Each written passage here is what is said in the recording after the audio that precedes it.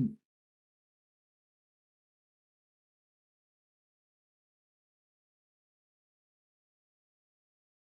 still don't see the little record button. Should I just go ahead?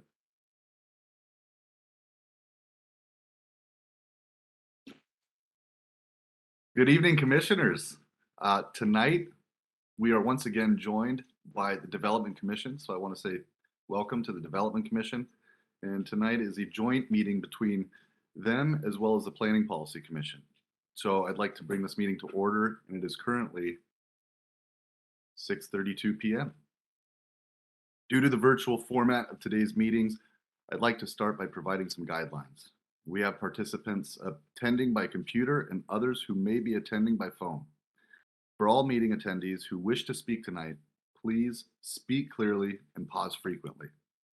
State your name each time before speaking. Mute your microphone when you're not speaking. And if you're having any technical issues, call Kristen. Oh, that's okay. No, if you're having any technical issues, please try joining the meeting using a different device, such as a smartphone or a tablet, and use the call-in information in the meeting invite to call into the meeting.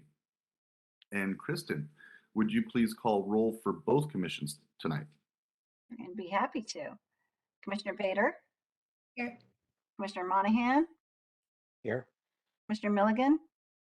Here. Commissioner Lewis, I believe I need to check and see if her absence was excused, thinking back on it. So Commissioner Lewis is not present. And Commissioner Boyce, Chair Boyce. Here. Okay, for the Development Commission, Eddie Silverman has an excused absence tonight. Commissioner Shore? Here. Commissioner Dillon? Here. Commissioner Price? Here. Commissioner Brennan? Commissioner Gilbert? Here. Commissioner Ikeda? Here. Commissioner Morgan? Here. And Chair Sanford. Here.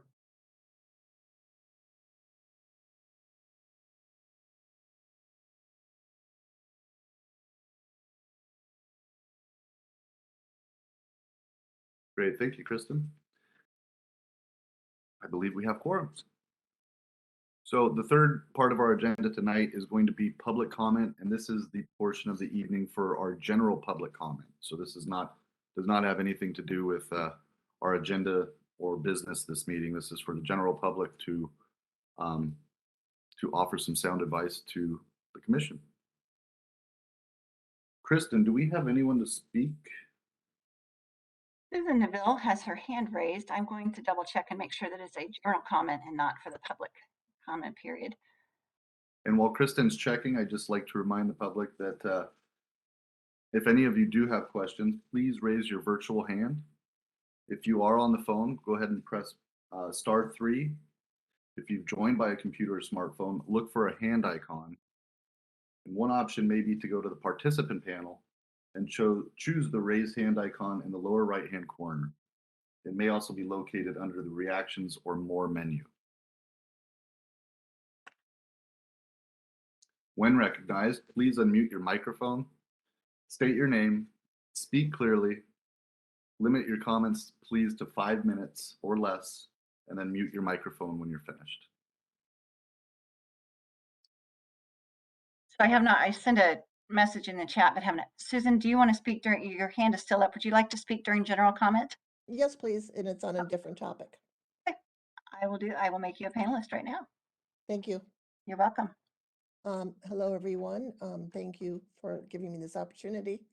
I just wanted to comment on during the recent June 7th council workshop on segment 3, they were reviewing that. During the evening talk, an area of the segment was being pushed back to PPC. And this was to look at number 6 of the goals chart regarding subdivisions and to look at it through the lens of increasing house diversity. And I thought this is an interesting challenge in how this is going to be accomplished, not just the process of coming back to PPC and then going back to council again, but how to maintain the distinct character of assisting traditional suburban and mixed-use neighborhoods. And to accomplish this is a big goal. Other cities have found it really challenging. So that was one item. And there was also a lot of discussion around the zero lot line proposal. And again, how do you promote maybe diversity without replacing small homes with mega mansions as evidenced in other cities? So these were two topics that were interesting. And I'm just in the process and how we're going to resolve this. Thank you and have a good talk.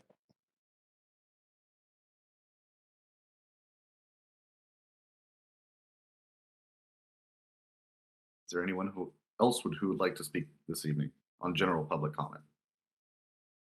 I'm looking closely. I'm not seeing any other hand raised at this time. I'll give it just a minute.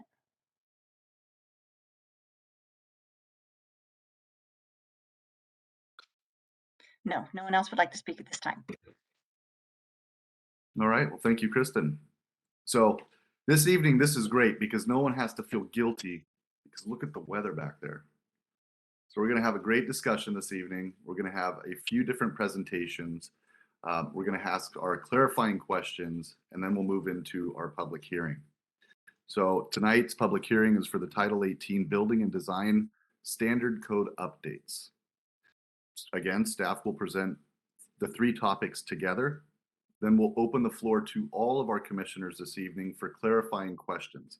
And in the interest of time, we really are looking for clarifying questions.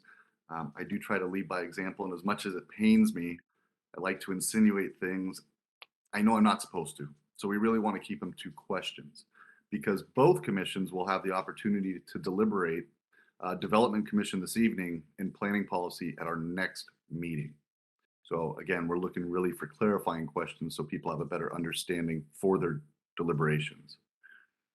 So we are going to open the public comments. Public comments then will be heard, and then we'll close the public comment period. As I mentioned, Development Commission will deliberate. PPC will turn off their cameras, and we will hand it over to Chair Sanford for that portion of tonight's meeting. So I believe we are good to go. Staff, please go ahead with your presentation.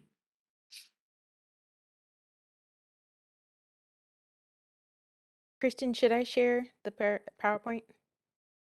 Yes, I've made you a presenter.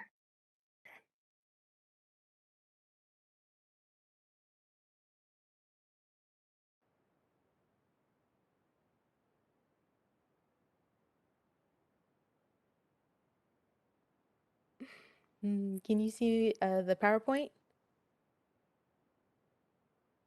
Yes.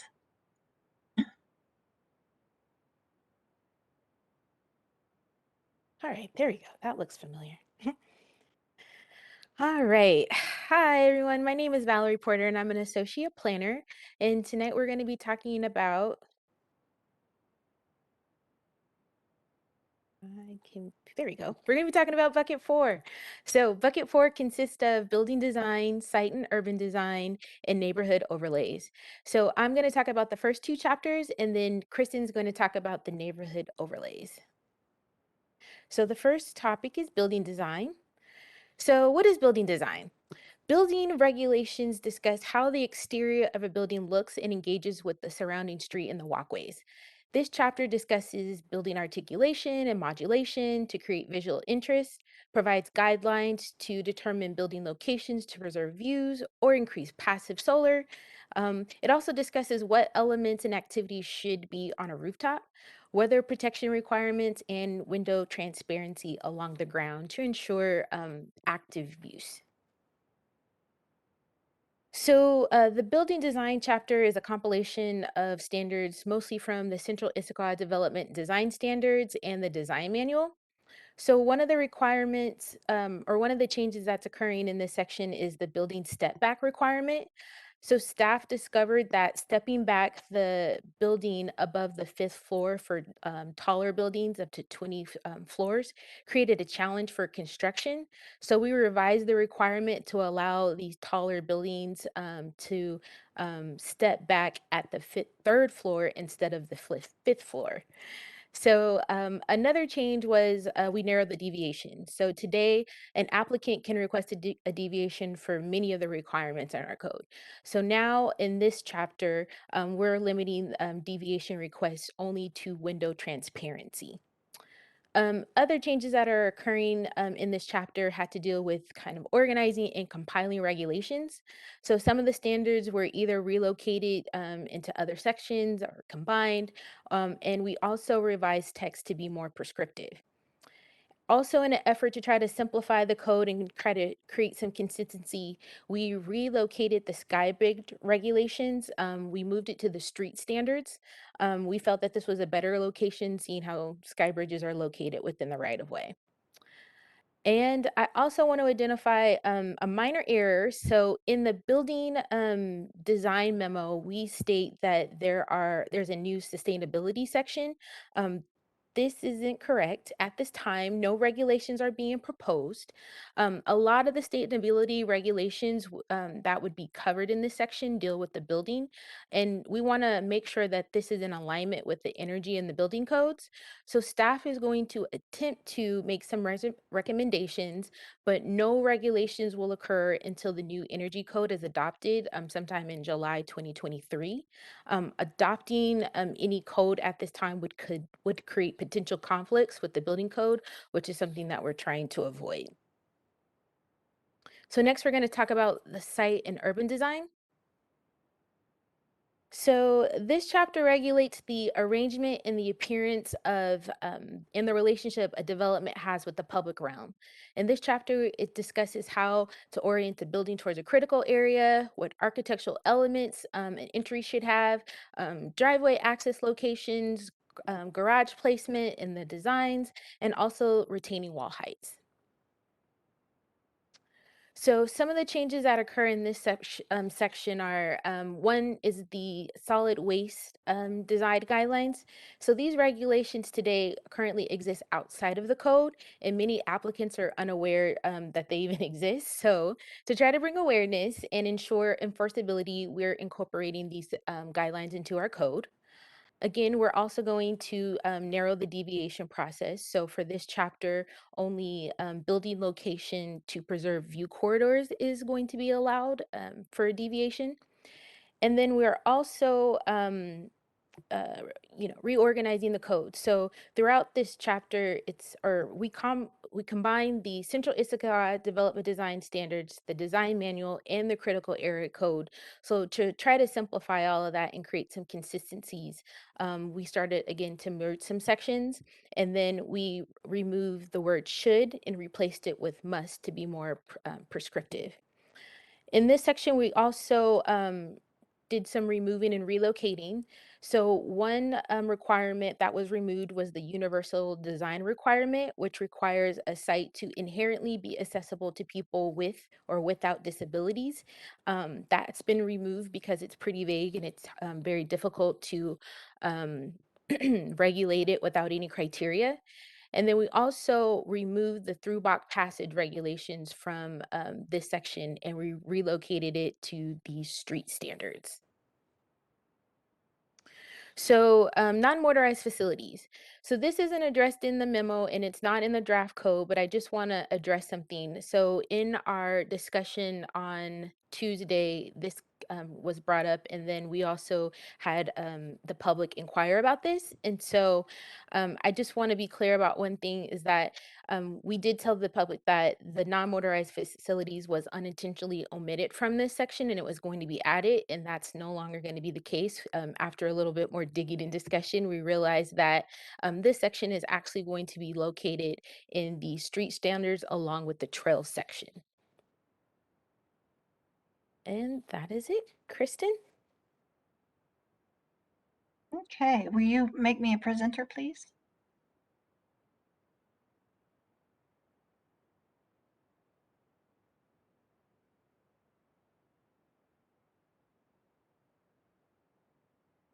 I am not able.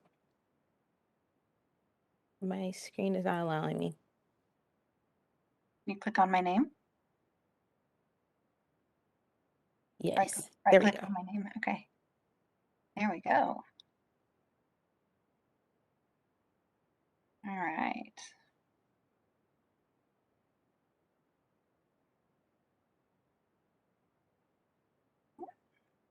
Let's go here. All right, so I'm going to talk about neighborhood overlays. I'm gonna open this up so I can see everybody real quick. There we go. All right, get this in. Everything that I set up went backwards. There we go. Okay, neighborhood overlays. So what are neighborhood overlays? These are regulations that are specific to certain neighborhoods. The other night at the open house, someone asked me if I could show all the maps where all of these apply. And it is intended, there are markers in the code right now saying that we will include maps in there. Right now they're all different and a little messy. But yes, so here are the maps. This is Old Town Cultural and Business District and multifamily. We have these design standards, and this is Cultural and Business District, and these two are multifamily.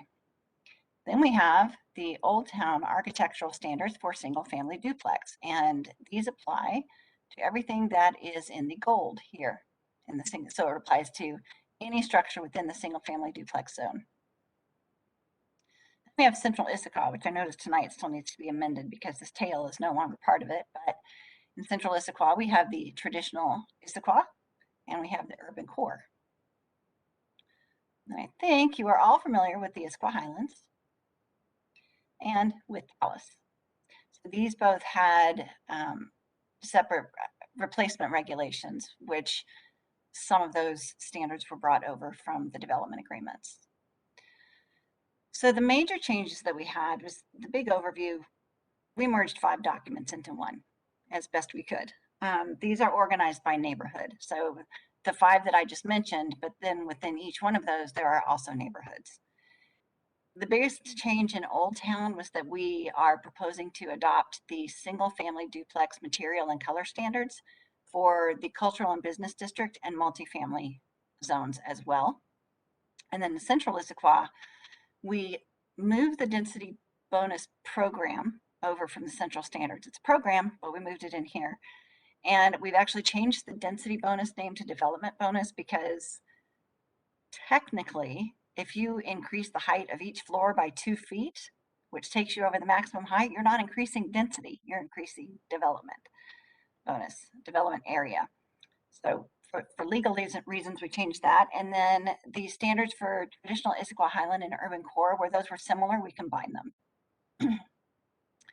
So that was a very quick overview of overlays, and I'm going to get a little deeper into it in just a minute because I do have a question for you all. But first, I want to talk about developer obligations. In our Central Issaquah plan, we have a section called developer obligations. It applies to each one of the different sort of neighborhoods within Central Issaquah. There are 4 or 5. And the sections include livable, distinctive, connected, and sustainable.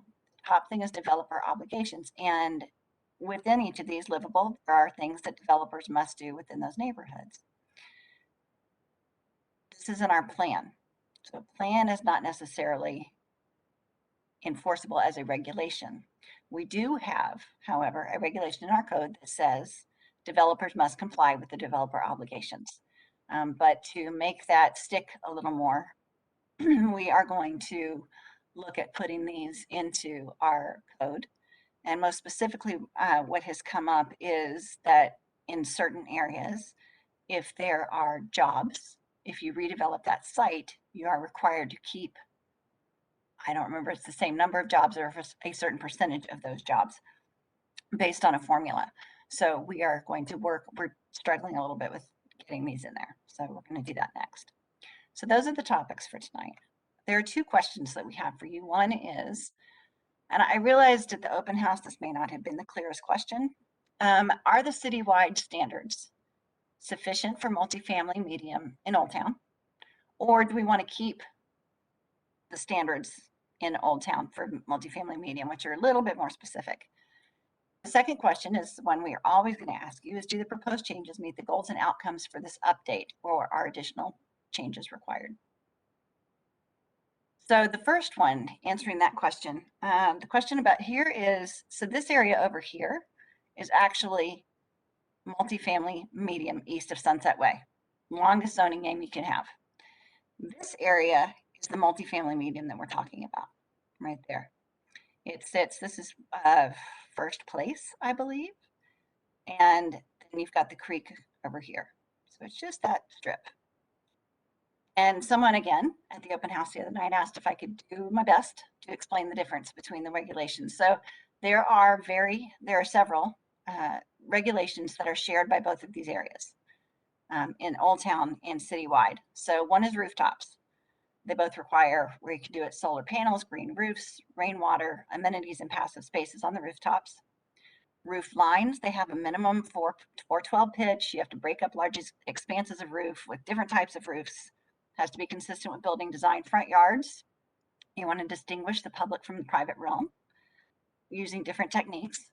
Windows, they require divided light windows that are operable, trimmed and framed, and they have to be recessed or projected from the building. Entrances have to be visually prominent, and materials and colors distinguish a building base, middle and top through different techniques. So they talk about it. Additional regulations that apply citywide. So you have those that apply to Old Town and to citywide. These right now just apply, actually they would apply to both anyway. Non-primary entrances, more than one frontage, use of numerals and separated rather than one entrance, building massing and articulation, view preservation, more regulation about parapets, and including gathering spots when buildings sit on the corners of the streets. Regulations in Old Town that do not apply citywide. Dormers, regarding dormers and how steep those can be, it's a little more specific. Each street-facing facade must have a gabled roof form. There is no specific color palette or material standards citywide. And there's a little bit more specificity on projecting windows, and then it has to be like 18 inches they must project. So there are pros and cons to removing multifamily medium. Pros are most of the standards in Old Town are covered by the citywide standards already. And then it gives, one fewer area for people to look in standards. They just have to go to one place. Cons is citywide standards do not include, as I mentioned, a color palette or specific materials. And there's slightly more specificity regarding windows and dormers. So that's what we have. Here are the questions again. Do we remove this from the old overlays and specific designs, specific standards, or do we keep it there? And do the proposed changes meet the goals and outcomes? That's all I have. Would you like me to keep sharing, or can I close it? I think you can close it. Okay.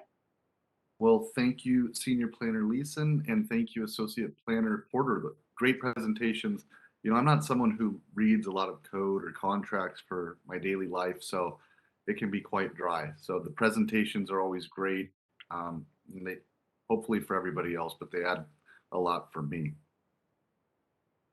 Next, we're going to open up for Commissioner clarifying questions. I'll give it a minute because there's a lot to unpack there. I know a lot of this is consolidation. There's not a lot of edits made, but there are a few areas where there were, I'd say monumental, but there were some changes. So I know some people are gonna have some questions.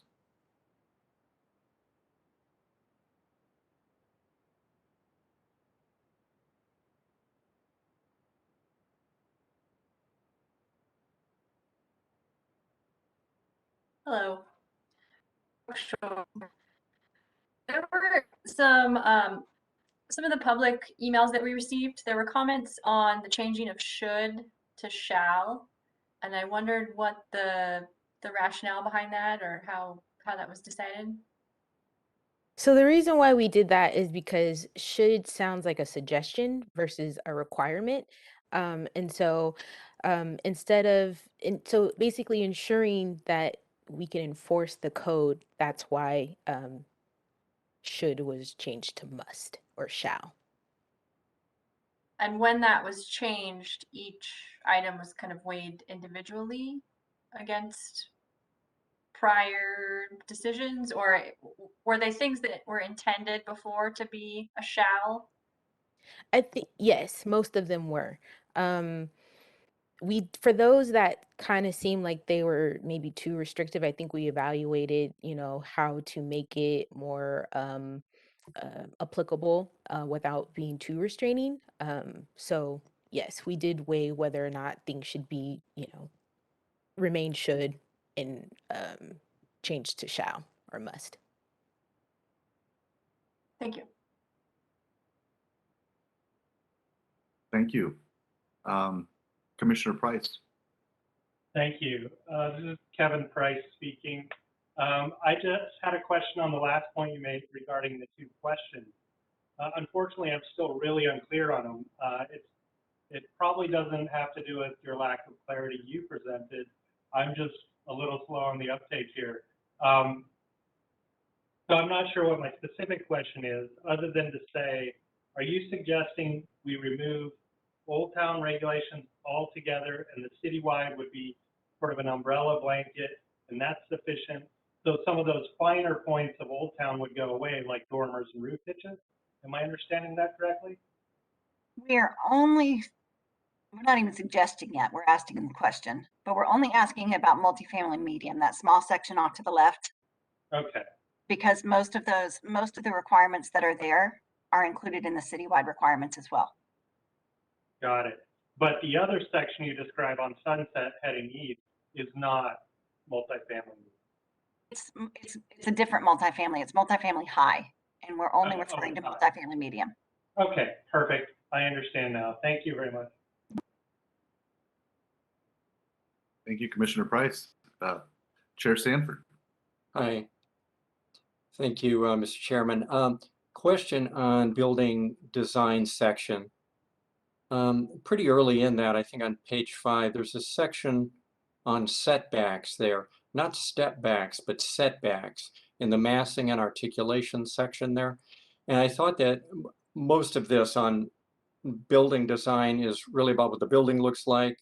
So I wonder if setbacks was considered for either site and urban design or form and intensity instead.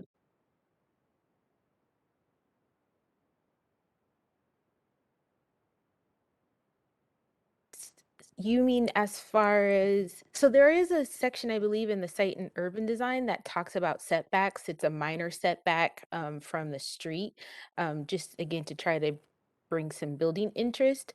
Is that the setback that you're referring to? No, I'm talking about, I guess the section is 18606-050D. It's on page 5. It follows the step back section, and it's in the massing and articulation chunk of that document. And it kind of stepped out to me because it's not really talking about building, it's really talking about orientation within a site, or possibly even the idea of form and intensity. I don't know. It just didn't seem to fit inside building design to me. So are you thinking that it should probably be in another section, like in the That's what site? I'm asking. If that was considered for form and intensity, or maybe even considered for site and urban design, which you said had to do with the orientation of a development on the site instead of here in building design. I can see how setback is specific to building. I'm sorry, step back is specific to, building form. But setback seemed that it wasn't. It wasn't considered, but it can be. Okay, I guess that's my question. Thanks. Yes, we will look into that. Okay. Staff knows this. Commissioners make it better. Commissioner Akita. Thank you, Johnny Ketta. I have a question on, there was a comment about ADA or accessibility for disabled, and it was not going to be considered. I guess I'm trying to make sure that we're covering that accessibility for disabled. Is that falling back on ADA standards or we're going back to a state requirement? Yeah, that's exactly correct. I reached out to the plans examiners today because I was like, oh no, is this being addressed? And they assured me that it is. So typically what happens is the plans examiners would review for ADA for accessibility standards. Okay. So And then, although we're taking it out, it's still going to be reviewed or required. yeah, I see it. It was kind of a red flag. And then the other comment or the other question I have on the energy code is there's snippets of sustainable design in the design, and this is being taken out and readdressed in 2023 with the energy code that's going to be developed, I guess. So the section has already been deleted from the draft. So what's online doesn't show any sustainability section. There are still some requirements in the draft that kind of promote solar panels and things like that. But for more specific or more detailed or just additional regulations, yeah, that will definitely occur with the energy code update that will occur in July 2023. Okay. And then I have a question on last presentation. There was a should and shall question. There was 4 requirements that had a lot of shall do this, but it was the developer should do these things. I'm trying to. It was one of your slides that had 4 distinct items on it, and your comment was, Miss Lisa was it's driven by a should, but here are requirements. I guess that's just a discrepancy. I'd like to ferret out. Which chapter is that in? Is it Well, in the overlays? it was in your presentation. I forget, it's probably a third of the way through your slides. I think it was your design, developer obligations That's slide. it. Yeah, there you go. Thank you. And that's part of our issue, is that is in our plan right now. It's in so the plan sets the policy, right? And it's not enforceable necessarily. You need to comply. You need to be consistent with the plan, but that's not enforceable when looking at projects. So and those say should. So what we want to do is take those and make them regulations that would be musts, Oh, okay. shalls in the code. Yes. I actually am in agreement. Thank you. Okay. That's all. Thank you. Thank you, Commissioner Ikeda. Commissioner Morgan. Thank you, Chair Boyce. Mel Morgan. A couple questions in building design. This would be page 5 of 13. That is the 18606.50 with regard to the must do. And it's item B2. Says step backs must incorporate terraces and usable outdoor space. So that means that buildings, taller buildings, all have to have step backs, and every step back in the building has to be a usable space then that people can go out onto. It has to be a deck, not just a physical feature of the building to get a setback with. And was that intended?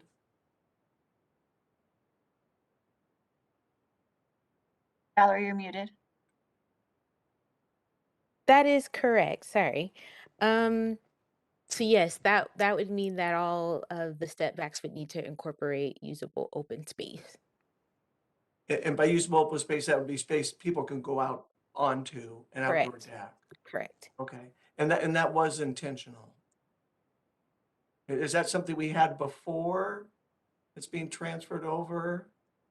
I'm not 100% sure. I would need to look into that to see if this was something that came from the design manual or somewhere else. But it feels like it's from the design manual, and everything in the design manual is a requirement. Or could have been a should, but could have been a should before the Well, shall now? the design manual is interesting because it had a lot of shoulds, but how the opening statement stated it was required even though it said should. So a little confusing. Okay. And then, let's see, on site and urban design, and I think this is page 5 of 16. It mentions where, that's where I think we deleted the ability for the director to make adjustments because we considered it vague. But then it seems like, as you mentioned at the beginning, we added that on at the end of the requirements as something that could be done on page 16. Are you referring to H, views and vistas? Let's see. So it's 5 of 16, it was 18604040. And that's where we said, sorry, lots of different documents. Where we said that SIDS 11.2G4 is deleted as vague. And that adjustment criteria placed on a whiteboard. But then at the end, the very end of the document is where we add on essentially that language, the 18604.120B, where the building locations can deviate.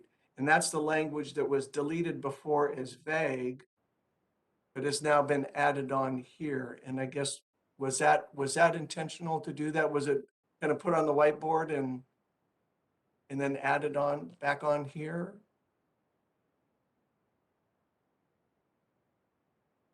Yes, I think that note it should be above. Yeah, I think that was it's a little hiccup because it is 11.2G is actually, I believe, H. And there is AAS criteria below. So I Okay, think so that we've note should be essentially deleted. moved it to the administration area. Okay. Yeah. Thank you. And then finally on overlays, in the development bonus fee, in 18703.030 on page 50. So it was updated from 2013 to today based on inflation. And I think that fee, the $15, came from the study that Heartland did for the central area plan. Was there a consideration to go back and restudy that number to look at something in case it might be more than just an inflationary increase? Or is it not worth spending money on a study? Or We didn't consider it. You know, the number was from 2013, and we figure is that prices are going to continue to change. They'll go up, they'll go down. And Arch works with all the other cities with a formula that they have to determine at that day and time what the market price is. We figured that was the most accurate way to do this rather than sticking with a solid number that may or may not be right. Rather than sticking with $15 for 20 years, kind of like we've done. right? Let's see what it is at the time. Yeah, and I think, well, I think we've now changed it to say it's going to be 1855. It's going to be a set number. It says that in there. Yeah, and it's under that- overlays on page 50 of 69. I'm going there right now. Um, 58. It's in the highlighted section in the middle, was updated from 15 to 1855 using the CPI. Was a note that I missed. So that note needs to be changed because in the text itself in the code, we actually refer to a formula. And that's the way we're going to go. Yeah, 1855 is not the number we're going to use. Note should be removed. Oh, okay. Well, it looks like down on page 51, at the bottom, it does show the 1855. I think that was used as an example how to calculate. We needed a number. Okay, Put in there. so that 1855 would be changed to a formula instead of a set number.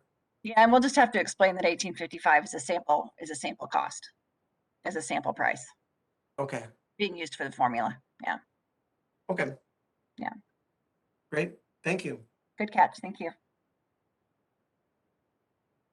Thank you, Commissioner Morgan. And I'll take a small liberty here because it kind of piggybacks off Commissioner Morgan's one of his points, which was as far as these buildings that are multiple stories tall, we don't have a tremendous amount in the city. So I'm guessing some of these buildings, like the hotel, Holiday Inn Suites, these were probably grandfathered in. But something like Costco, I was driving by it today and I was looking for their particular setbacks. Are they exempt from something like that because of a development agreement? Or do they actually have setbacks in the Costco building along I-90? I looked for one. It was hard to see if they had one or not. Yeah, I haven't looked at the development agreement in a while, but their design standards are, I think not exactly the same, but they're very similar to the Central Issaquah Development Design Standards. And so they do have setbacks. I don't know what they are exactly, but yes. Costco gets to comply with the standards that were in place when their development agreement was adopted back in 2012, somewhere between 2012 and 14. But those are the standards that they have to comply with. So the urban standards, the urban design were adopted afterwards. All right. We have a question from Commissioner Gilbert. Hi. My question is about building design on page 5 of 13. It talks about the step back shall begin by the 6th floor, but may begin as low as the 3rd floor above 5th floor. And that's really, I'm not sure what is meant by that, but it doesn't sound the way that it was described verbally earlier. Yeah, I had to read it a couple times myself, but yes, it sounds like there's two different requirements. So the first one, A, is for buildings taller than the 5th floor, and it can, it's it's just worded very weirdly, but yes, it could occur as low as the 3rd floor. But I think the intention is to really have it at the 6th floor. So that's language that will be cleaned up. Okay. And there was one more thing, page 6 of 13 in section F. I think it says setting back, but I think this section is about stepping back.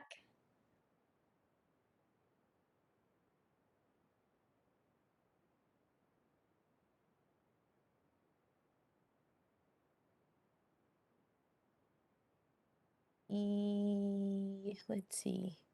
That section is talking about kind of creating this uh what is it? Bottom, middle, top kind of to give visual interest.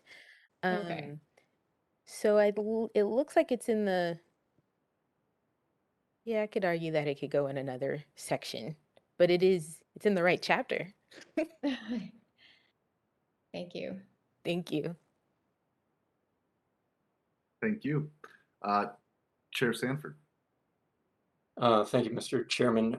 Picking up on both Commissioner Morgan and Commissioner Gilbert's comments, I was similarly confused by the section on step backs. I think that's an area that definitely needs to be revised. I'd like to move on, though, to urban design and site planning. There is an area in that section that seems to say that electrical vehicle charging stations are required by all new development. Is that a carryover? Is that intentional? Or where did that come from? And I guess that's development regardless of use.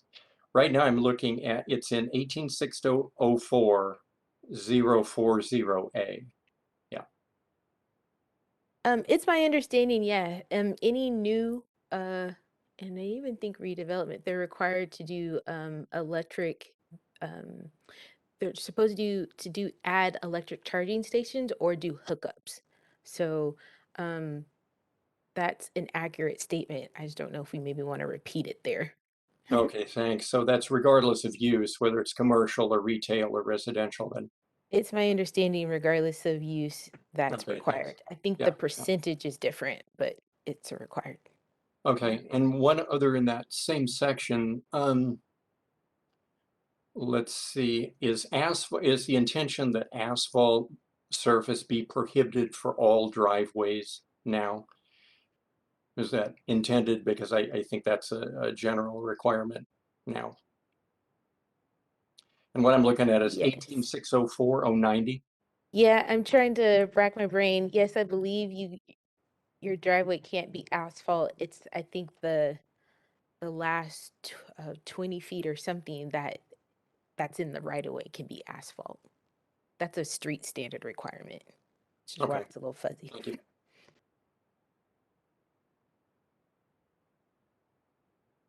Great, thank you. Question from Commissioner Price. Hi, thank you. I wanted to circle back on the developer obligations and just to get a better understanding of the nature of those and how they work in practice. What is the trend? I guess this is a question for staff in general. What is the trend now? Do developers observe them or make some gesture towards them, or do they know that it doesn't really have tooth and generally they skirt the obligation? And I'm not saying they do, it's just a question. Valerie, do you know better than I do? Sorry, can you repeat the question? Just the nature of the developer obligations in practice. It sounds like we're including language that makes them required versus optional, and or we're putting them in a place where they refer to them being required.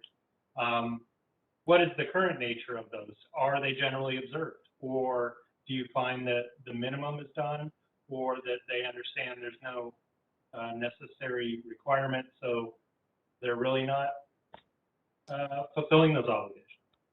It's a little bit of a struggle. So typically what happens right now, if a developer comes in or an applicant is looking at a site, staff will try to bring it to their attention in the pre-app process.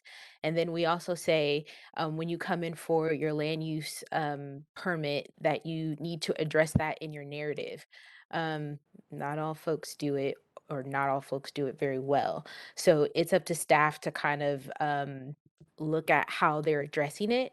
Most of the developer obligations right now are, pretty general, where it's like, you should have, walkways to open space, or you should, try to have, build a park or a plaza.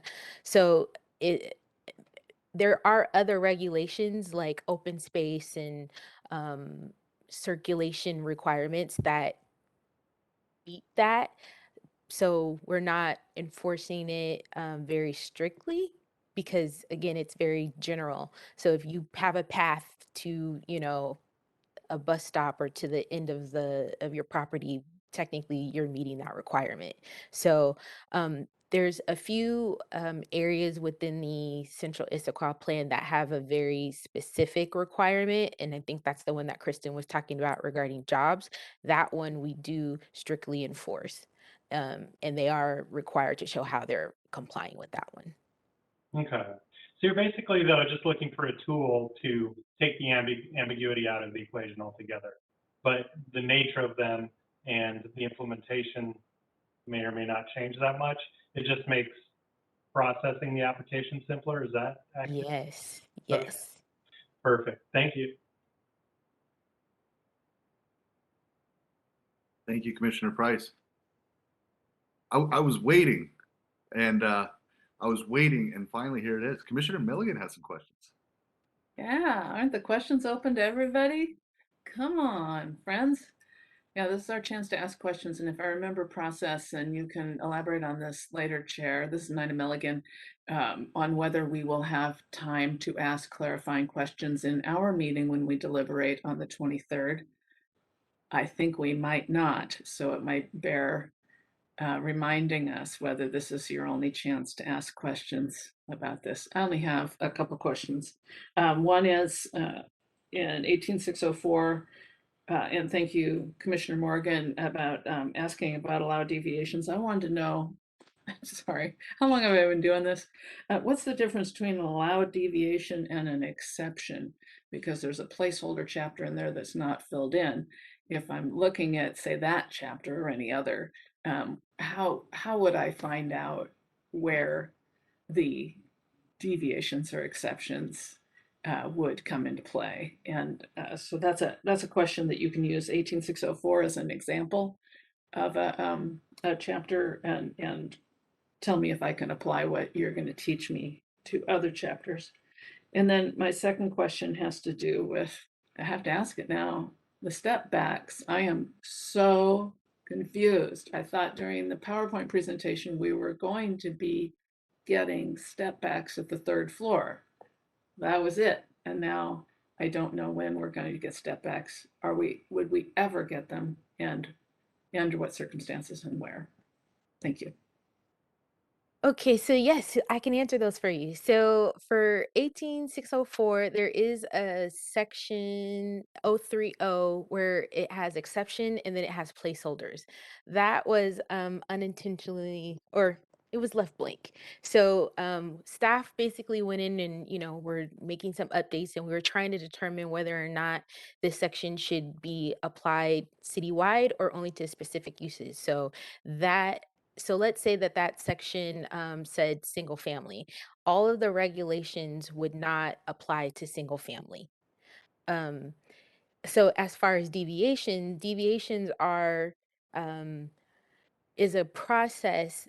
If a development came in and for some reason they could not comply with that standard or that requirement, then they would request a deviation from that specific standard. So that's what the difference is. And the emitter or the deviation process, I believe, will be addressed in the next bucket. And I believe step backs. So I'm gonna try to find a picture for you for step backs.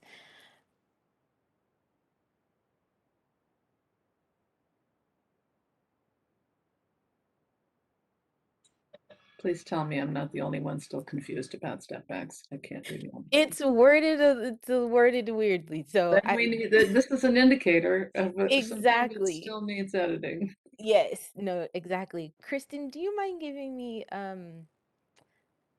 hosting capability so I can share Sorry, my just a minute. screen?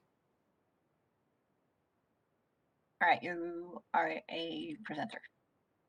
Thanks. I think maybe this one. Can you all see my screen? It says site on a green box on the left-hand side. Okay, perfect. So this is actually an image from the design manual. So this is our current standard.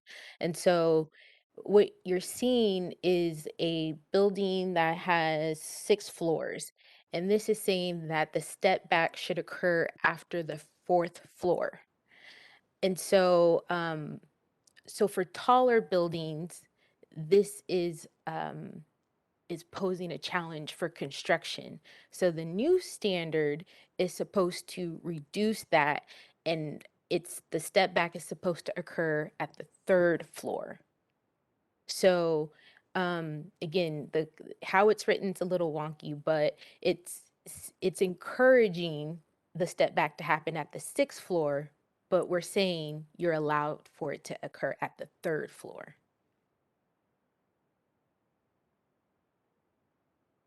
I hope that makes sense.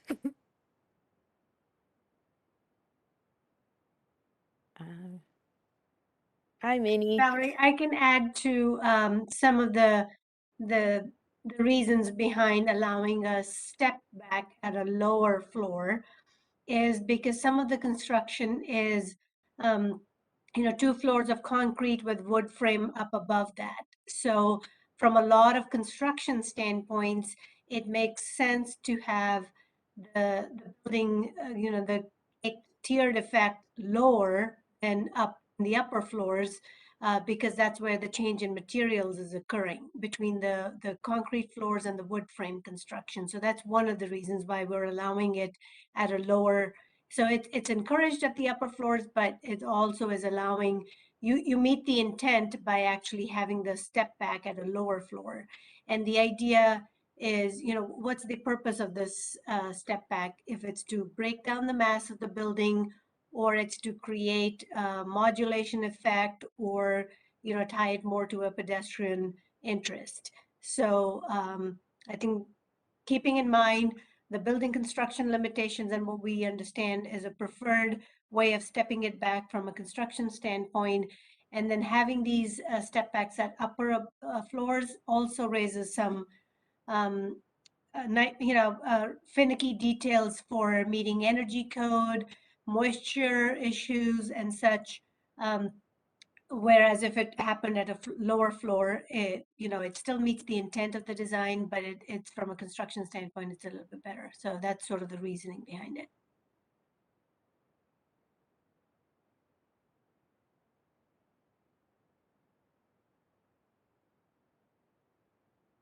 Commissioner Milligan, feeling better?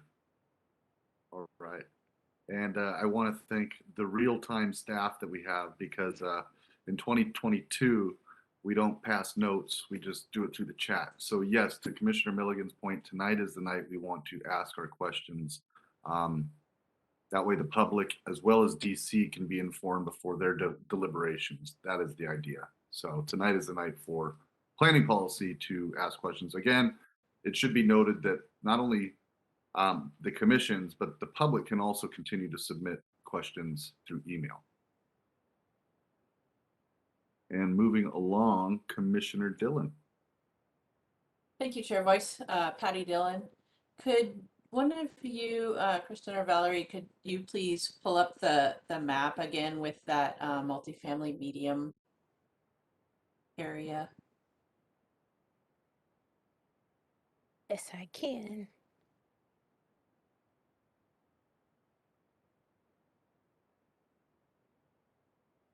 Thanks. I'm looking at this in Google Earth because I was trying to remember kind of what's there now, and obviously that's not necessarily what the vision is for what this will ultimately look like.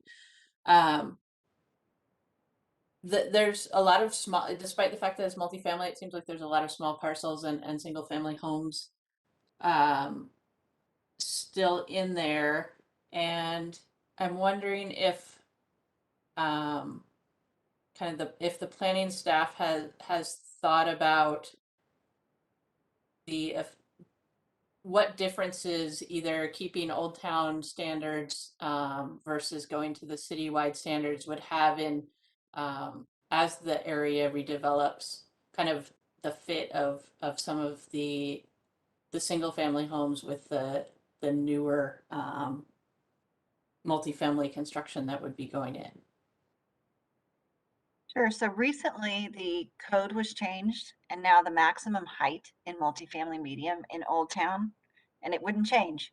The maximum height for multifamily medium in Old Town is three stories or 40 feet, whichever is lower. So it's not going to get any higher. And as I mentioned earlier, most of the regulations that are in Old Town for multifamily medium are also in the citywide standards. So most of those are still going to apply if it's removed. The one that might make a difference, although I don't know how much of a difference, would be the materials and colors. Because even when I looked at the windows, I, like you, did a Google tour through multifamily medium. And the standards only apply to commercial or non-residential and multifamily properties, not to single family. And those are the older properties there. So, and most of the buildings that are there right now don't have historic windows, leaded glass in there and that kind of thing. So it doesn't affect really what's there now. And aside from the color palette, and this is just me speaking, this is why we're asking the question, that I don't think there would be a big change. Okay, thank you. Yeah, I was just sort of, I drive through that area a lot, but I was trying to remember what the mix was and trying to think about how that might change. But yeah, if it's mostly colors and windows, that doesn't have the same kind of form impact or pass-through impact that a lot of other regulations might. Thanks.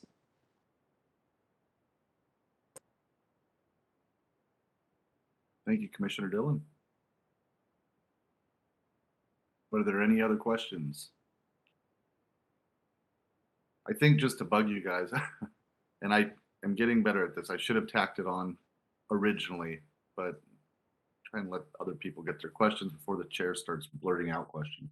But honestly, that's the one thing that I saw. We've already talked about it a few times. 18604, 040.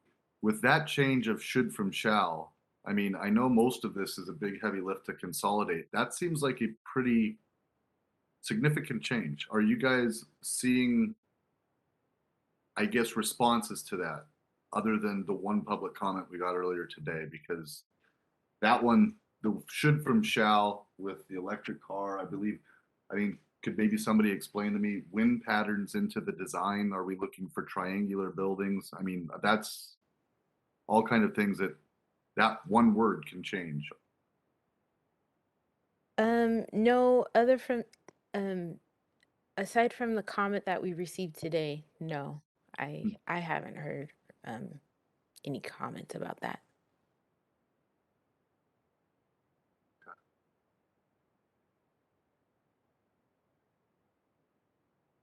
Would anyone else like to ask staff any more clarifying questions?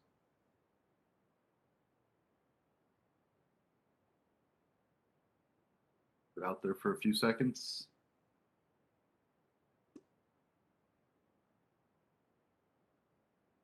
All right, well, thank you, commissioners. Thank you for participating. And now we'd like to open the public hearing for public comment. So for the members of the public joining us, this is your opportunity to speak and sound off on all things Title 18, Building and Design Standard Codes updates. So a few general rules. If you are on the phone, please press 3. If you have joined by computer or smartphone, look for a hand icon. One option to be, again, would be to go to the participant panel, raise your hand icon in the lower right corner. And yes, again, please limit your comments to about 5 minutes or less. State your name clearly, speak clearly and pause frequently, and then mute your microphone when you are finished. So Kristen, do we have anyone who would like to speak for tonight's public hearing? Yes. So Connie Marsh, I saw her hand up just a minute ago, but now I don't see it up. Oh, there it is again. So, but also I should note that she was having computer issues earlier and was trying to raise her hand for general comment. Are you okay if she makes a general comment here as well? Sure. Okay, Connie, I am going to make you a panelist. There you go, you're a panelist, Connie. Thank you. Oh, it's dark because it's still raining. Connie Marsh, I live up on Squawk. And my general comment was on the zoning and grid and shared driveways from the prior. I sent you actually the comprehensive plan chapter on housing because it doesn't seem correct to have you have simple sentence snippets of our policy guidance because the paragraphs in the comprehensive plan actually are pretty good at showing you the direction that has been settled upon for housing. And it basically says we do want diverse housing if we can fit it into the neighborhood character. So I sent that out so you could read the whole language and have a better discussion on whether your decisions and directions are appropriate. So then I am going to segue in an ungainly manner now to this new set where I noticed in the urban design guidelines that there are no exemptions. So if you read them literally, they also would apply to single family housing citywide because that is not exempted. And that blew my gourd. I got to tell you, I had to start reading everything as if it was going to apply citywide to single family housing.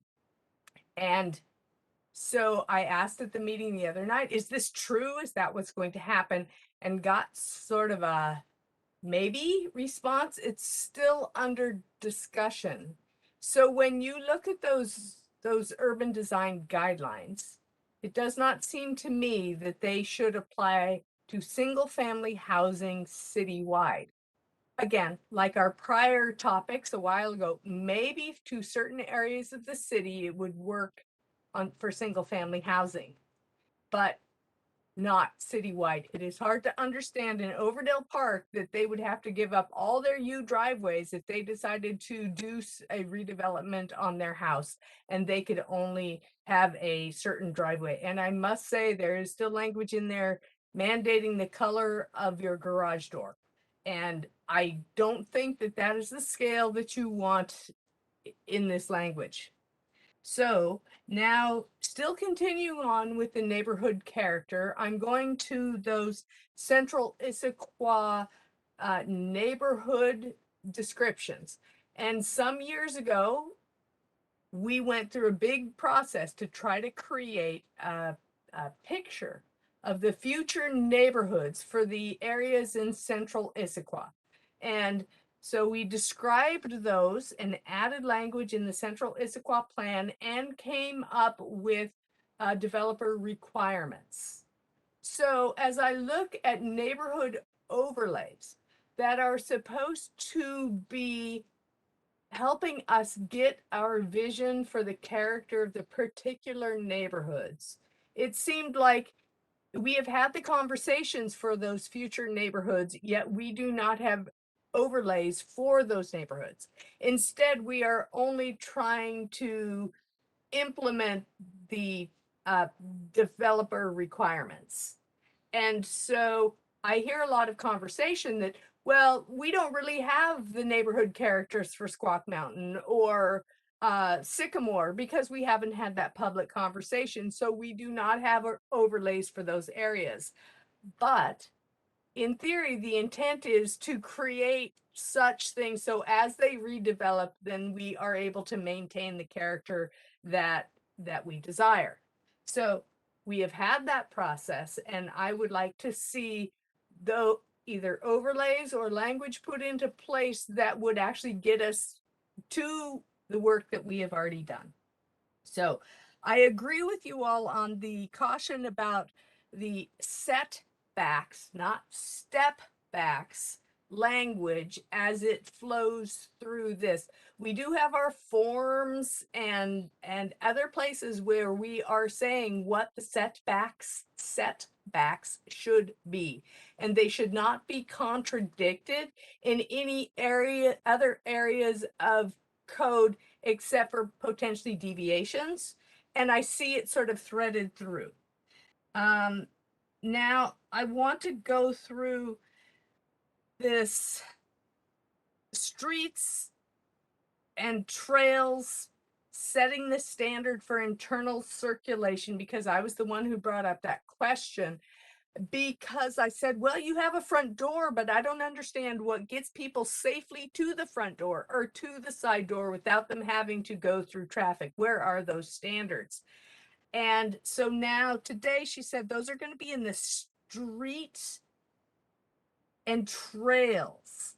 And so I've got to say, I don't know if that is the right place. As you're going through this code, would you say, wow, I have to make my front door like this, but I have to go to the street standard section to understand how I'm going to get people to that front door?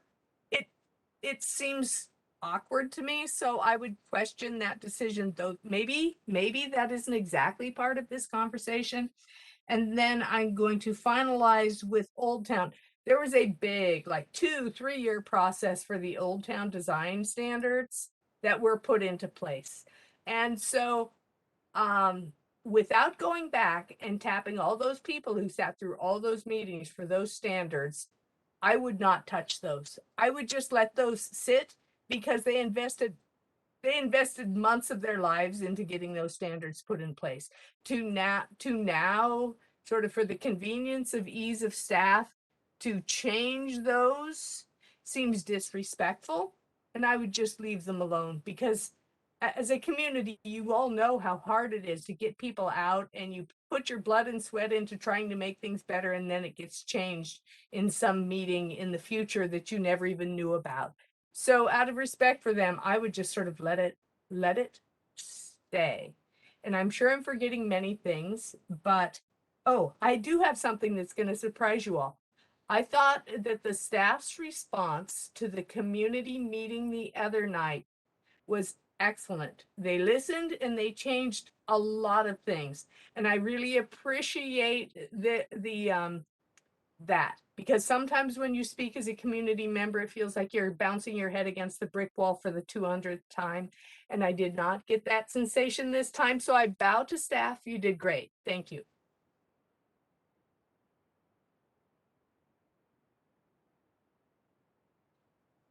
Thank you, Ms. Marsh. Kristen, do we have anyone else who would like to We comment? do. Susan Neville would like to speak. So Susan, I am going to make you a panelist. You are a panelist. Hello. My first statement was to be thank you, staff, for Tuesday's meeting, and the outcome was phenomenal. I totally agree with what Connie said is to be heard, and the follow through was amazing. So thank you. And it was only 2 days ago, and I know you have a lot on your plate. So that was a big deal. I just have a couple comments that I wanted to reiterate on. One of them that was brought up previously, probably last year during this segment, was a working definition of urban area, which would go right into the code. And I wanted to say that staff had said they're working on it and it will be included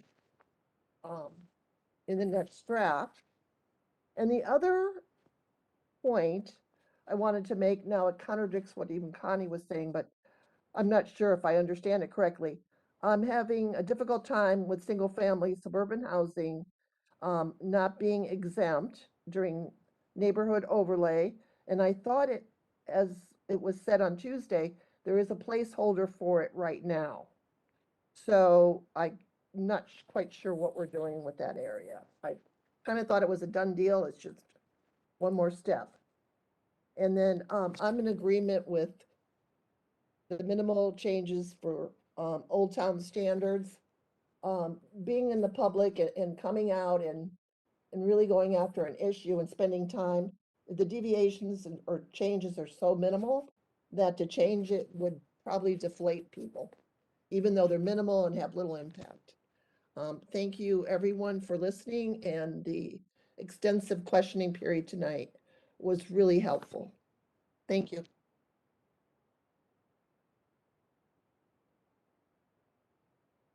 Thank you, Ms. Neville.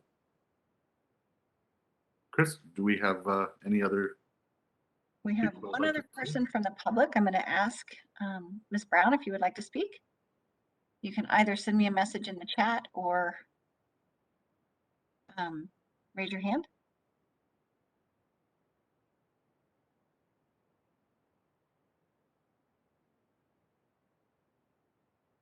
No, there's no one else who would like to speak. Great, thank you. And thank you to everyone who did provide public comment tonight. And also to those who did not provide public comment tonight, but did it through emails and writing. Again, it's part of our agenda packet. It's always interesting to read the different perspectives that everybody has in the city that we share together. And I also want to thank all of the commissioners for asking such great questions. You know, again, they enlighten it for me as well. Even reading the packet already, again, people are able to bring things out differently in a different perspective that hopefully everybody else finds as enlightening as I do. Now we get to have some deliberation time, and this time is reserved for the Development Commission alone. And I'd like to ask the Planning Policy to please turn off their cameras, and I will hand it over to Chair Sanford to conduct his commission's deliberations. Thank you. Thanks, Chairman Voice. Christine, some clarification. Should we be focusing our deliberation specifically on the one policy question you had in your presentation Also, earlier in the week, we got some guidance from staff regarding we could also comment, it would be helpful for us to comment rather, on the various tables in the packet that were called summary of substantive changes. So can we address anything in those tables as well? If so, there are lots of underlying sections. So I guess that really opens the possibility of the discussion. So staff presents questions that we think of. So yes, deliberate that. But one of the reasons for this whole deliberation process is if you all have identified anything else, or there's something else that you would like to talk about, you said this doesn't make sense, then you may deliberate that as well. So yes, the tables, the questions, and then anything else that you all may have. Okay, thanks. Well, it's broken into 3 large sections. I wonder if it would be appropriate for us, most efficient for us, maybe to begin with the one policy question regarding Old Town and the multifamily. Do we have any thoughts on that or any objections to proceeding that way?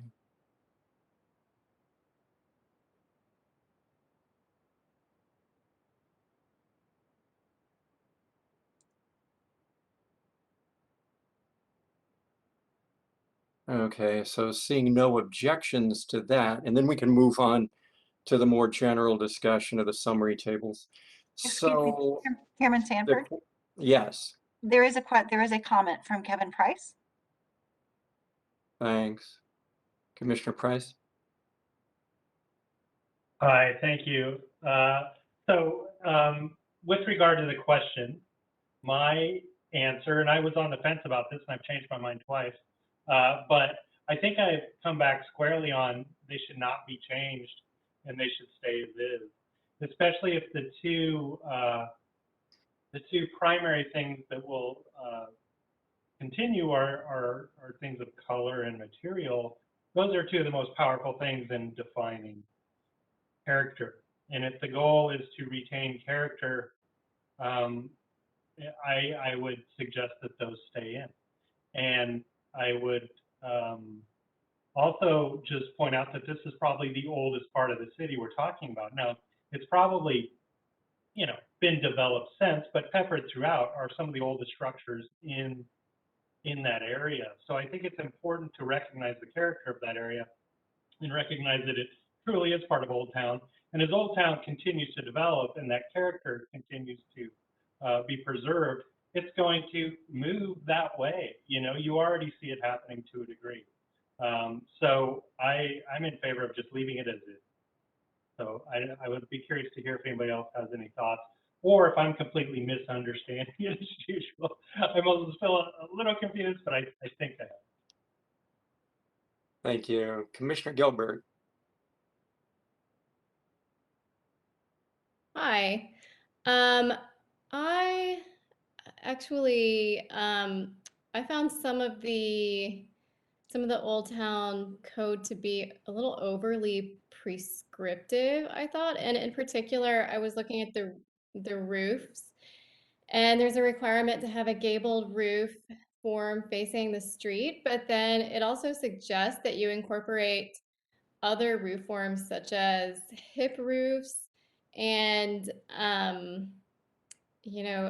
as far as historic architectural styles go, combining roofs like that isn't really typical. I mean, there are a few styles where that might happen, but so I thought it was kind of more like, it's kind of like suggesting a more eclectic style than necessarily anything that would be preserving historic character downtown. And so the effect might not be quite what the intent is here.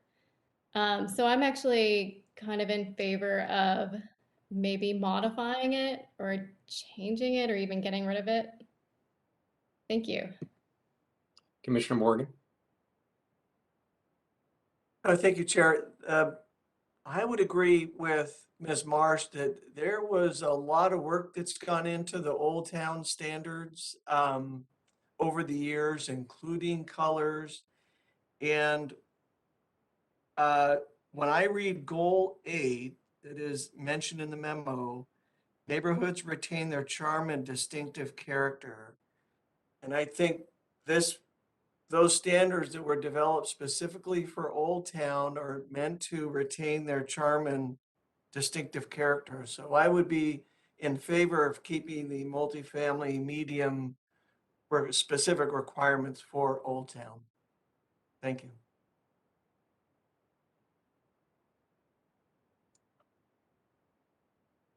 Any other comments regarding the policy question of multifamily in Old Town? Especially any commissioners who may not have had opportunity to speak yet. Chair Sanford, some of these are coming to me privately, which is why you're not seeing them. So there is one from Commissioner Shore, followed by one from Commissioner Dillon. Thanks. So if you're using the chat, please do remember to send to all panelists. Thanks. Yeah, I didn't realize there was that option. I fixed it. I would be in favor of keeping the requirements. I think the overall purpose of this reformatting is not to change the standards, and they were, needed and thought to be useful at the time they were created. So to take them out because of this restructuring, I don't think seems appropriate. Commissioner Dillon, I think we may have skipped you. Yeah, I would agree. I think especially if the differences are so minimal, it does seem a little bit arbitrary to change something that went through public process and an agreement and has exists currently in the code. It's a pretty small area either way, and I certainly appreciate the desire to simplify, both the code and the zoning. But I would agree that keeping that distinct has some value in this case. Thank you. Any other comments on the question?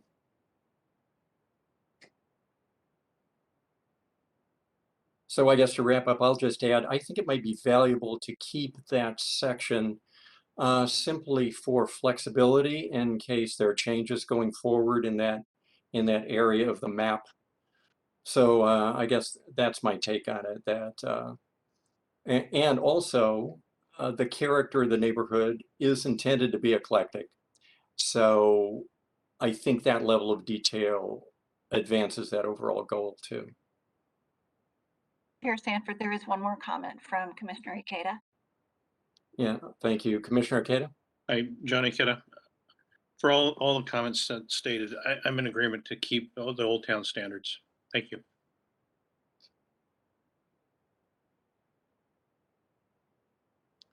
Any other comments from commissioners who may have spoken before but have the opportunity to do so again on this issue?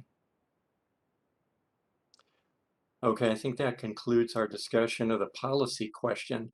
I'd like to move on to the summary tables in each of the sections and take them section by section. And so if we look at the building design section 18606, for example, there's the table there, summary of substantive changes. And so we are invited to comment on any of those major changes in there. And because there are lots of underlying chapters there, that pretty much opens the discussion to a lot of it. So if there are questions or comments, concerns on any of the content, I think it's our responsibility at this point in our deliberations to raise those. So open the floor for questions regarding 18606 building design summary of substantive changes. Commissioner Price? Apologies, I found it. I just wondered what page you were on. Okay. I'm there. Yeah, we're right at the beginning of the building design area. And I guess I'm sorry. I misspoke because the table is in the accompanying memos from staff. Okay, that's what I'm on. Right. All right, thank you. The memos that preface each of the three sections. Thank you. Would you tell us which page of the PDF you're on? You know, I'm not sure that It's page 2 of 8 of the building design memo.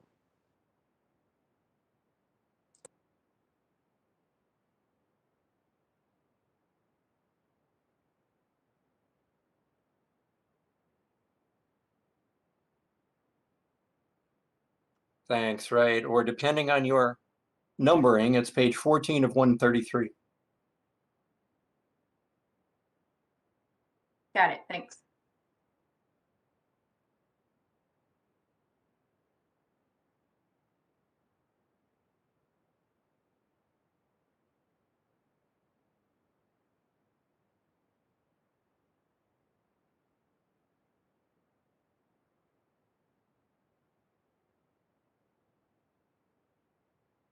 So since a lot of these entries in the table really constitute much of that section, if you have comments on those, the odds are very good they will fall under the table. Commissioner Dillon? One of the comments in here talks about some of these being rewritten to be more prescriptive, kind of going back to the shall should discussion, and not to harp on that, but I do think that's something that would bear some close review. I suspect that there are places in the code that things still should be that there still should be shoulds, with still having the ability to enforce a regulation with some variability possibly included. So just something to do, I guess, another pass through and make sure that the intent is correct.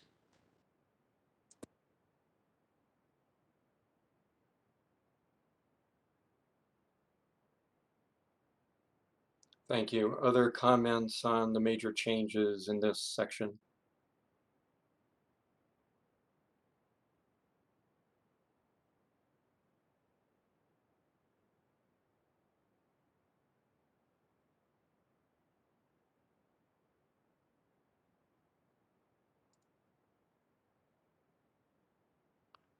I'll throw in a couple while we're still thinking. I think we already mentioned regarding 11 that the step bag area seems confusing and we need some rework there. I think it's also inconsistent with another section, which is in 18604-040, G1B. And I guess this picks up on a comment from Ms. Marsh that we do have step back language and setback language still throughout the code. So it would be great to be able to consolidate that. 13, sky bridge regulations will be placed in city street standards. I see that the city street standards is adopted by reference in the IMC, but I would hope there'd be a way to make this document more accessible to users, because we have, I believe, through block passages in here as well as sky bridge, and we did have an issue with a sky bridge and a school proposal, I believe. So I think that should be a document that people should be able to get to fairly easily and readily.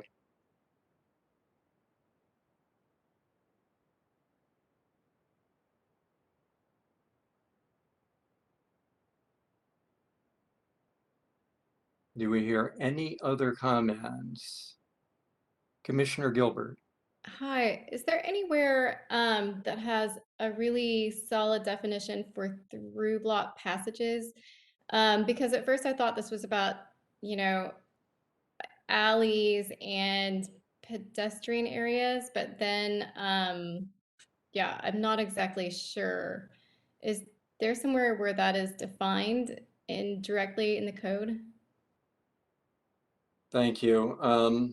From layman's perspective, and I'm not sure, but I know there is a definitions section in the IMC. There are lots of definitions there. I'm not sure that through block passage is defined there, but I believe it's also defined in the central Issaquah design and architecture and urban design manual. And that's part of the content that's being ported into the code in this pass. So you can still find it in that manual, I believe, probably together with illustration. Commissioner Sanford, may I jump in? Sure, please. Yeah, I believe that there are definitions, but this is part of the reason that we're consolidating our different codes, because there are definitions in Central Issaquah and in the urban standards and in Tallis and in Issaquah Highlands. So we need to reconcile those, but it will be in the definition section, and it does not just include alleys and the other one that you mentioned, but it's passages that are recommended for every 250 to 300 feet as well, and blocks.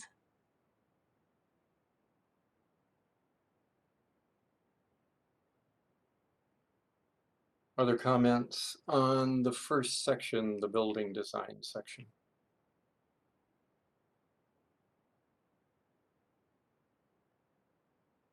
Do I hear any objections to moving on to the next section on site and urban design?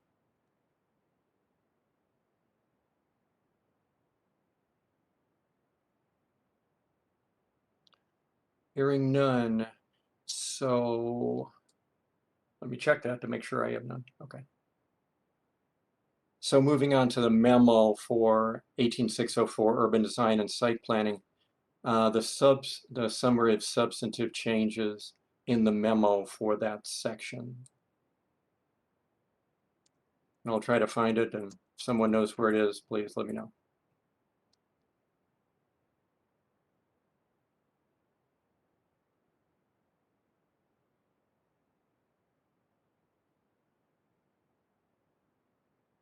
Okay, so now we're looking at page 36 of 133 of the continuous PDF.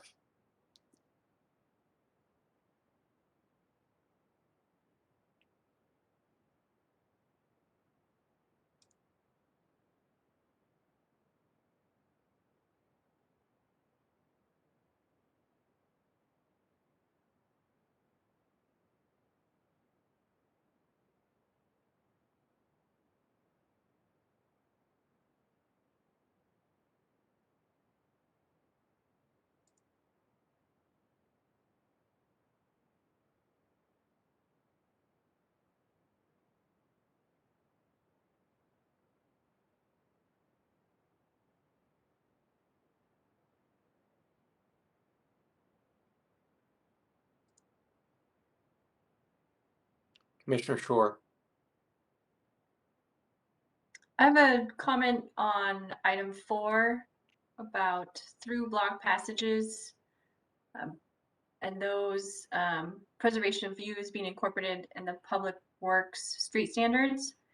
I thought the letter that we received from Lakeside was a very good point, that it became unclear exactly what would be preserved. So I don't know if an additional look could be taken at that to further define what would be protected.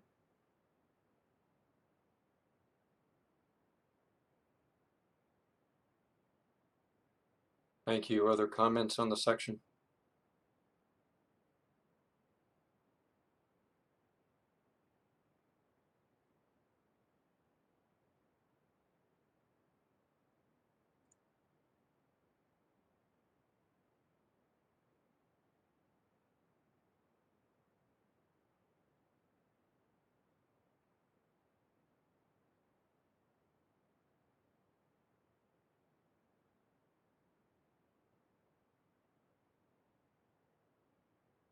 I guess I have a question and a comment. I was wondering how our fellow commissioners felt about the requirement for electrical vehicle charging stations required by all new development, regardless of use. And then, and I guess that would be maybe in relation to point 2 in the table. And then point 3, that includes orientation and especially near creeks and so on, I think it might be helpful to reference in this section the critical areas chapter of the IMC. It's talking in general about natural areas and so on, but it doesn't include, of course, any of the prescriptive code regarding buffer width and so on. So we wouldn't want to be redundant or move it all here, but I think it could be helpful to have a cross-reference to that area here. Commissioner Dillon? To your first question of the various requirements under sustainable site design, I don't know if again, if this is changing to the more prescriptive language, but this seems like a very extensive list of things to be considered for every project. Certainly, the idea that there should be sustainability and climate change mitigation design considered and incorporated into each project. But the language currently seems to suggest that all of those pieces are required, which seems probably pretty difficult to implement in a lot of cases. Thank you. That was my sense in the comment. It says that these items are required at a minimum. So.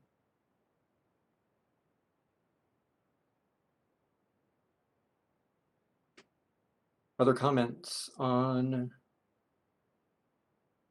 the site and urban design section?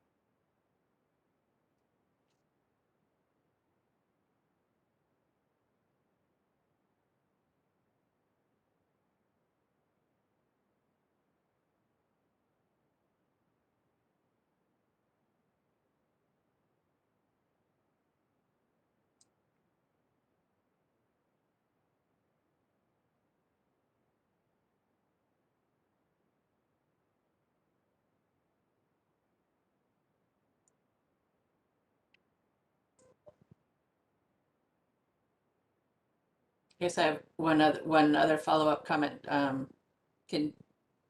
Recalling the discussion earlier, that at this point these requirements apply to single-family housing or single-family residential as well, and it sounds like that may be something that may be addressed in the placeholder exceptions piece. I think that was in this one.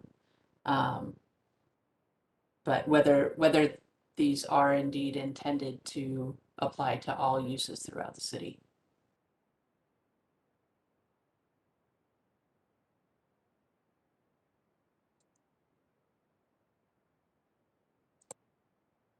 Thank you. Do we have any other comments on this section?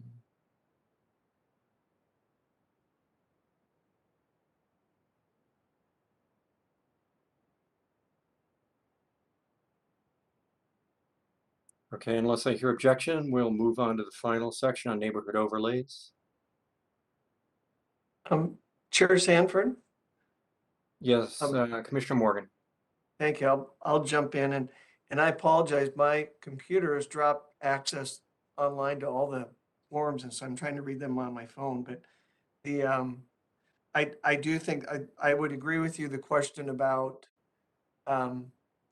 requiring essentially the language that we're to require electric vehicle charging stations in all developments would be an issue. I think there are a couple of things like that in those shalls and musts that staff should be looking at. Right. Thank you.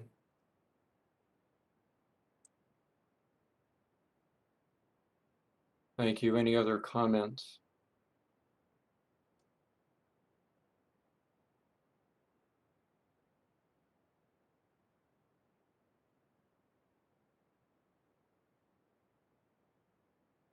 Seeing none, let's move on to the final section on neighborhood overlays.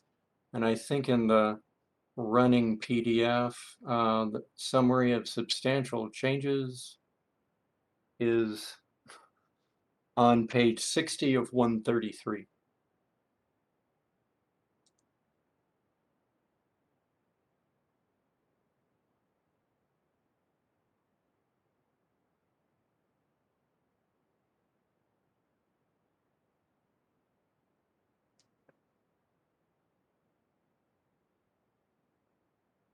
So this is a big section, all neighborhood overlays, Old Town, Central Issaquah, Highlands, Dallas.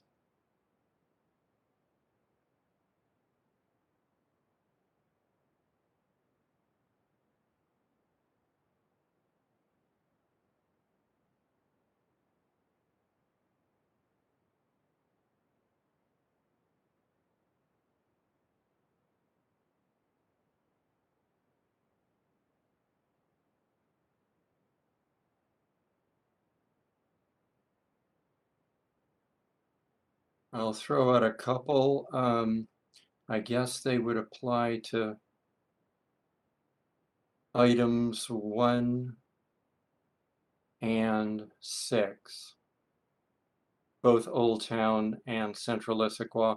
My overall feeling of this section is that it feels half missing because there are no illustrations from the original source documents.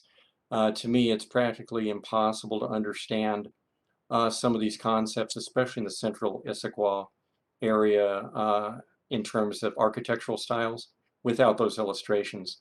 And I know there are a lot of illustrations in the Old Town architectural standards as well. They would be very helpful, I think, to add to both of those sections. I don't know if those are anticipated to be added or not, but I think for me that would be a critical.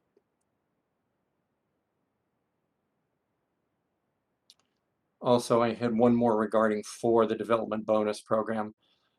There may be commissioners and certainly staff who are much more familiar with this than I am, but I found it very difficult to decode reading that section.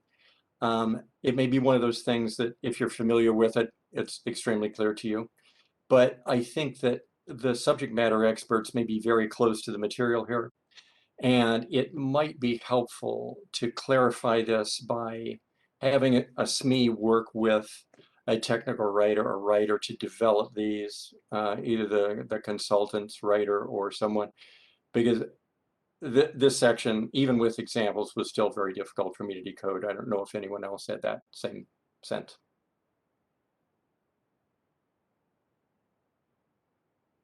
And what section am I talking about there?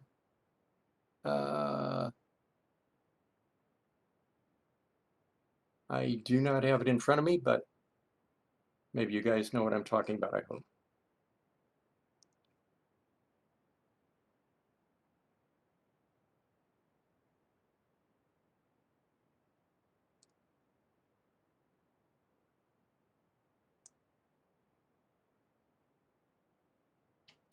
Yeah, so I guess it's in 18703, and that's page 50 of 69 of that section, 18703, the bonus program.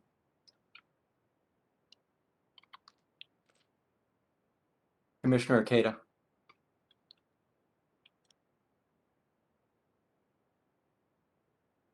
Commissioner, you're on mute.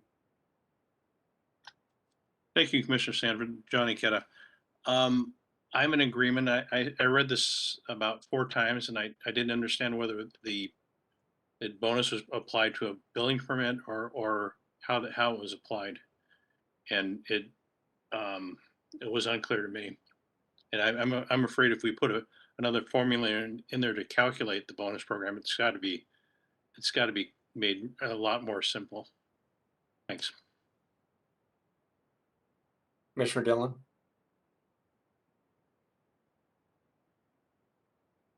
I didn't have anything right now. Commissioner Morgan. Just one comment on 18700.080, which is 10 of 69. This is a case where on B6, buildings must incorporate sustainable roof design and materials when feasible. And I guess for me, that raises the question, we've put in a must and a when feasible and which seems to sort of throw out the must part of it. So I don't know if that's intended to be that way, and if so, how staff would define what's feasible and not feasible. And one other item on there, we mentioned sustainable materials, and I'm not sure what those are defined as. Thank you.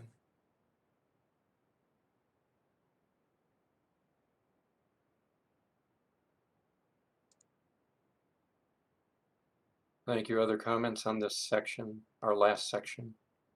Our last chance to get in our word on this section.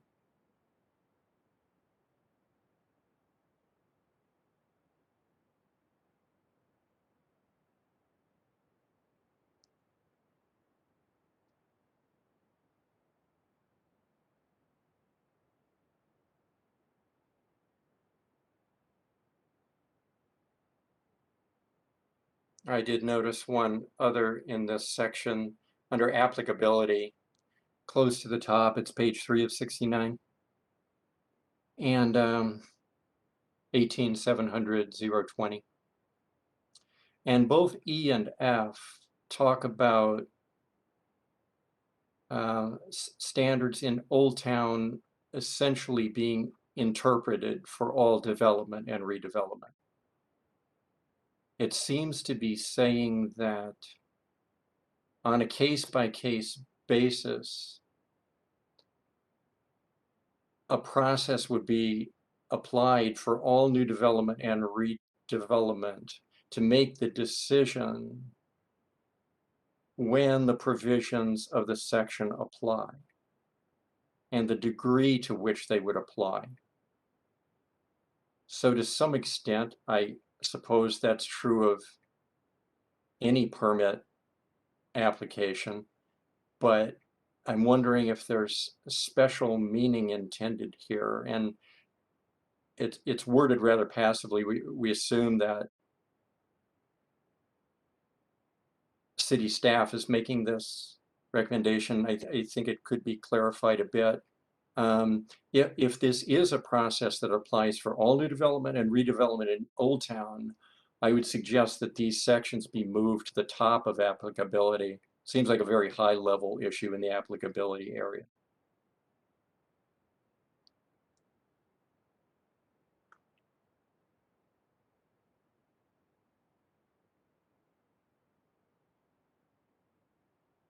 Do we have other comments on this final section?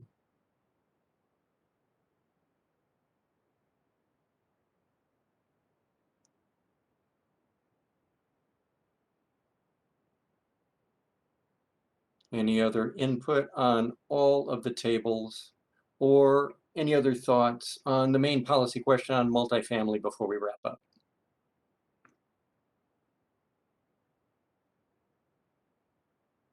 Okay, thank you, commissioners, for your input. And this concludes our deliberation. And Kristen, I'll turn it back to you. Thank you very much, and I'll hand it over to Joyce. I just want to say thank you to Chair Sanford and to all of the development commissioners here this evening. Not everybody understands this or knows this, but in addition to their own workload, they've been coming to help us with Title 18.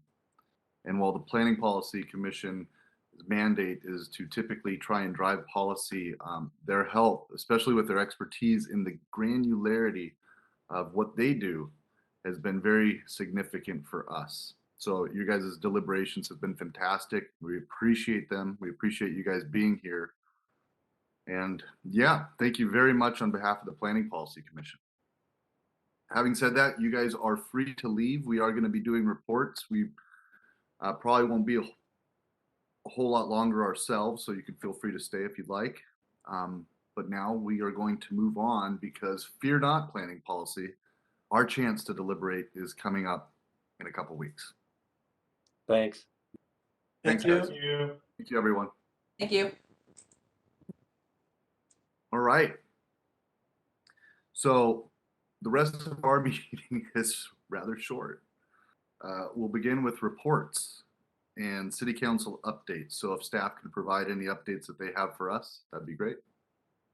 So I don't have any, but I know that Minnie attended the city council meeting on bucket 3 actually the committee meeting on bucket 3 on the 7th. So Minnie, sure.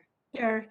Good evening, commissioners. So the meeting on Tuesday was all the work that you all had done with the Development Commission. So we took the zoning and uses section for the committee. The way we've been structuring this is, we've created a feedback loop matrix. So what we heard from public comments during that informed the draft to what we heard at the public hearing and how that is incorporated. And then the things that we have to incorporate in our second draft. So we've shared everything, all your comments, feedback to them. What we are charged with is to come back to you with a discussion on primarily zero lot lines and the grid discussion that we had. So with a filter of looking at through the lens of increasing housing diversity. So there is in your golden outcomes chart that we shared, there's also a goal 6. So we'll write up some, discussion on the topic and clarify some of the things, where is it currently allowed? How is it, and lay out some pros and cons and options for that. So that's something we do need to circle back with you on. The other couple things that came from that meeting are, we'll be working on perhaps creating the ICAP and the implementation that happened with the climate action plan, and where we said we would incorporate some of the things in Title 18. So we're going to go through that and highlight some of those things that have been done. What is, building energy, for instance, what's the status of that? So we'll produce that document and share with you all and the community. Because some of the comments that came into the council committee were from the folks asking for how are we doing with the implementation of the climate action plan and tying that with Title 18 update. And lastly, I think there's a request for what's on the whiteboard. So we're going to clean up that document and bring that forward for everyone's discussion. I think we had planned on having that at the end after we do the 6 buckets and which we still will plan on having a discussion of all the items on the whiteboard list, but we are going to release the draft list with a date of this is what we have so far on it, so that it's open and transparent for everyone what's on it. So that's some of the gist of our takeaways from council committee meeting. That's all I have. Yeah. Busy city. That's what we like. Thank you, Minnie. And finally, other business and announcements, open to staff, open to fellow commissioners. Does anyone have anything they'd like to add for the good of our order? All right. Well, thank you everyone again for being here tonight. We're looking forward to our next meeting. I believe it's on June 23rd. Anyway, Yes. check your calendar for that. 23rd. June 23rd. And then July 14th. So mark your calendars. All right. Marking our calendars. So otherwise, everyone have a fantastic evening, and we will adjourn tonight at 8:25 p.m. Thanks, everyone. Thank you. Thank you. Good night.